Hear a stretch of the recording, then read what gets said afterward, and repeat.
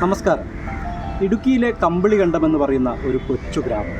അവിടെ നിന്നും സ്വന്തം ഇച്ഛാശക്തി കൊണ്ട് പാരീസിലെ സർവകലാശാലയിൽ അധ്യാപകനായി മാറിയ ശ്രീ ബാബു അബ്രഹാമിൻ്റെ ചെറുപ്പകാലത്തെ യാതനകളുടെയും വേദനകളുടെയും ദാരിദ്ര്യത്തിൻ്റെയും സ്തോഭപൂർണമായ ജീവിതത്തിൻ്റെ ഓർമ്മക്കുറിപ്പാണ് കമ്പിളികണ്ടത്തെ കൽഭരണികളെന്ന ഈ ഓർമ്മ പുസ്തകം. സാധാരണയായി ഓർമ്മ പുസ്തകങ്ങൾ എഴുതുന്ന ആൾ തന്നെയായിരിക്കും നായകനായി വരുന്നത്. എന്നാൽ ഇതിൽ സ്വന്തം അമ്മയാണ് നായികയായി വരുന്നത്. കുന്നുമ്മൽ മേരി എന്ന് പറയുന്ന ഒരു മഹാവൃക്ഷം.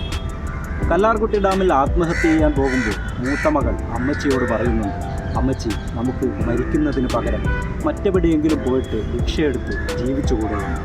അവിടെ നിന്നും അമ്മ 4 മക്കളെയും ചേർത്ത് പിടിച്ച് ജീവിതത്തിലേക്ക് തിരിച്ചു കയറി. തലക്ക് മുകളിൽ വെള്ളം വന്നാൽ അതിനു മുകളിൽ തോണി ഇറക്കണമെന്ന് അമ്മ മക്കളെ പറഞ്ഞു പഠിപ്പിച്ചു കൊടുത്തു.